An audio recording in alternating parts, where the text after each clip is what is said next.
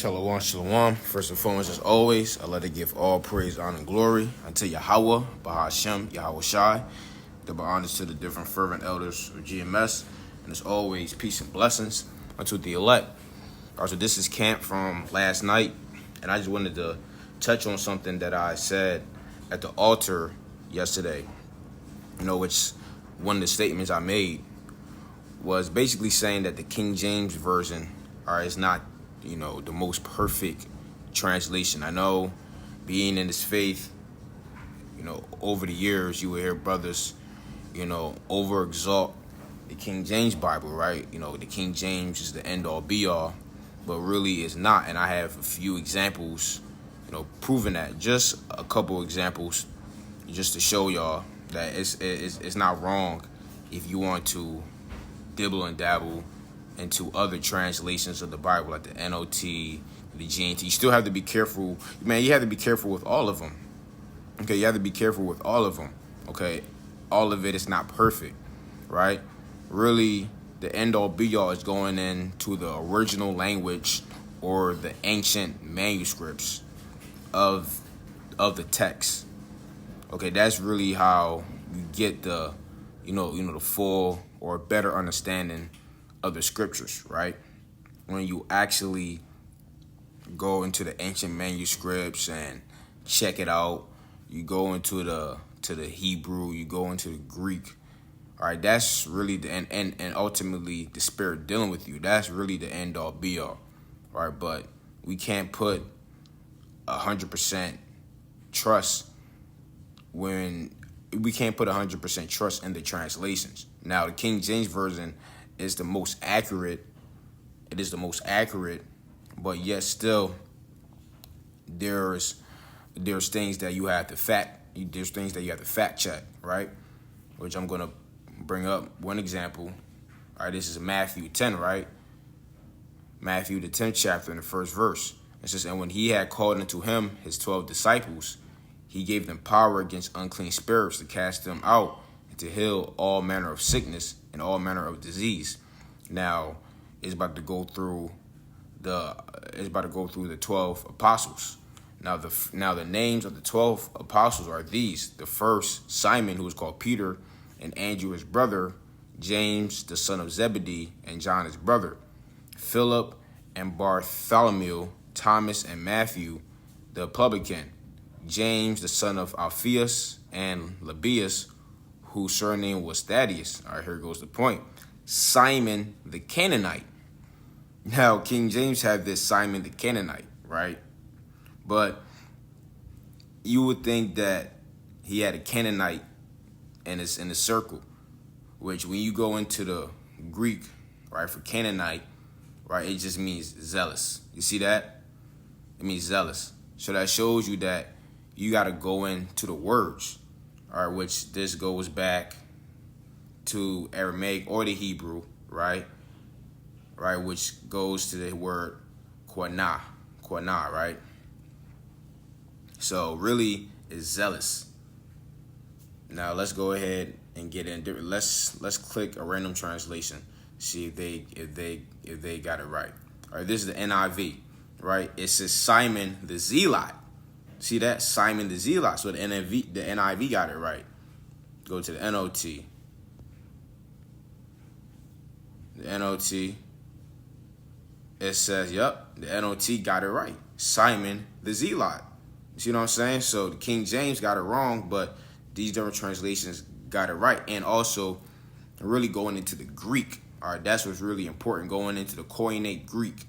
You see what I'm saying? No, this is not no campaign against the King James Bible, because I already know how dudes are. It's not no campaign against the King James Bible. All right? But this is just showing you that it's not the end-all, be-all. Okay? Another example, which I mentioned at the altar yesterday, was how the King James Bible has Easter in it, right? Let's go ahead and get it. This is Acts chapter 12, right? And starting in verse 4, it says, "And when he had apprehended him, he put him in prison and delivered him to 4 quaternions of soldiers to keep him intending after Easter to bring him forth to the people. So if we're just solely going by what the King James Bible say, that means that we shouldn't be cursing the Christians out for celebrating Easter, because they could easily say, well, look, Easter is in the Bible. But remember, people have to understand that our King James, we don't know for sure if he knew that he was an Israelite or not. But let's just say that he knew that he was an Israelite. But he still had a faulty understanding though. Okay, he still had a faulty understanding. Just like other church fathers. Okay? You had other early church fathers that compiled the Bible, right? But they weren't in the truth though. Constantine may have known that he was an Israelite. I would bet my money on Constantine over King James, because King James came way later after Constantine. Constantine was way before King James. He probably had more of an inclination that he was an Israelite than King James, right? But Constantine was wicked, was totally wicked. Wicked as all hell. King James wasn't practicing being an Israelite, right? So, and we made the point yesterday that you have, and when you read the book of Kings and Chronicles, they knew that they're Israelites, and they were wicked as hell, the kings. How much more years later down the line, in 15, 16, 1700s. See what I'm saying? So we just can't automatically assume that King James was righteous. Now, there were some lies about him, that he was a homosexual, which that's been disproved, right? But we don't know for sure. He was in the pagan state of mind, right? He was in the pagan state of mind. So it says Easter. Now let's go ahead and go to some random. Matter of fact, first and foremost, let's go into the Greek. Let's go into the Greek first. All right, so it says Easter in there, but really, when you go into the Greek word, it's the Greek word Pasaka, right, which is dealing with the Passover. And then you go to the root word etymology of it, right, it's Pasak, which is Passover. You see that? So really, when you go into it, when you go into the word, when you go into the Greek, when you go into the language that it was originally, written in, right, or translated from, it's different. Now, why would they put Easter in there? Because they were still dabbling with paganism. See what I'm saying?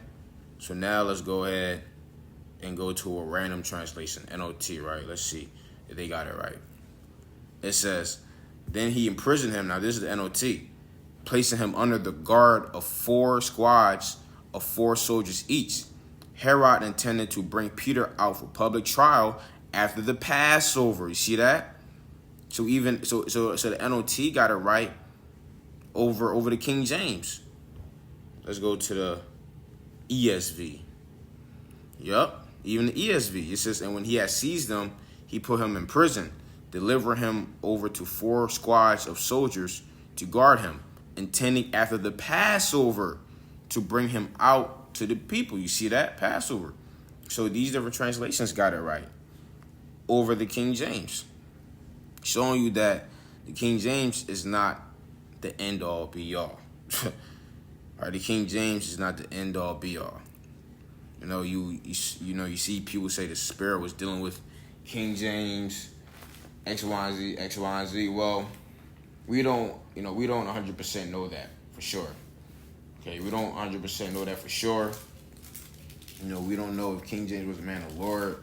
It doesn't really detail his life, right? It doesn't really detail his life like that. Then also another point that I would like to make as well is that a lot of people probably doesn't know this, but the book of Ruth, now people would try to say, or people will ask, why does Ruth have her own Bible or book in the Bible if she's a heathen? Well, let's go to Ruth 1:1 real quick. Because originally, in earlier manuscripts, right, in earlier manuscripts, Ruth was originally a part of the book of Judges because Ruth was during the time of the Judges. Let's read this, Ruth 1:1. Now it came to pass in the days when the judges ruled that there was a famine in the land. You see that? So this is showing you that this is during the time of the judges. Let's go ahead and look it up. Look it up. Was Ruth a part of the book of Judges?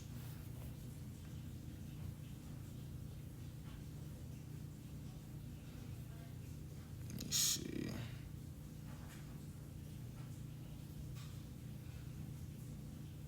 See that? The book of Ruth in the time of the judges. See that? This was during the era of the judges, as it's saying.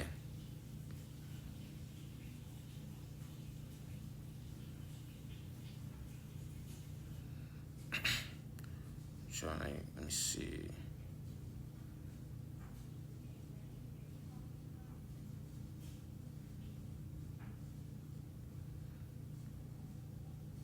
Yep, it highlights. Yep, this highlights that. Yep, right here, in the days when the judges rule, literally when the judges judge. Yep, the narratives in this book took place in the early time of the judges. You see that?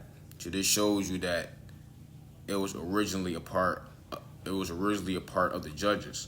Now, if the Heavenly Father was really dealing with, King James, as brothers like to, push that he would have had gotten that right. See, he would have had gotten that right. So that was just to show. That was just to edify y'all on just certain things, right?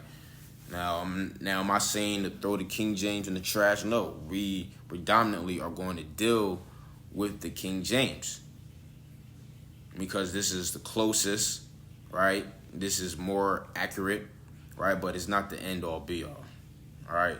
Hey, so Yahweh Tazah, if you brothers and sisters were edified, till next time I say Shalom.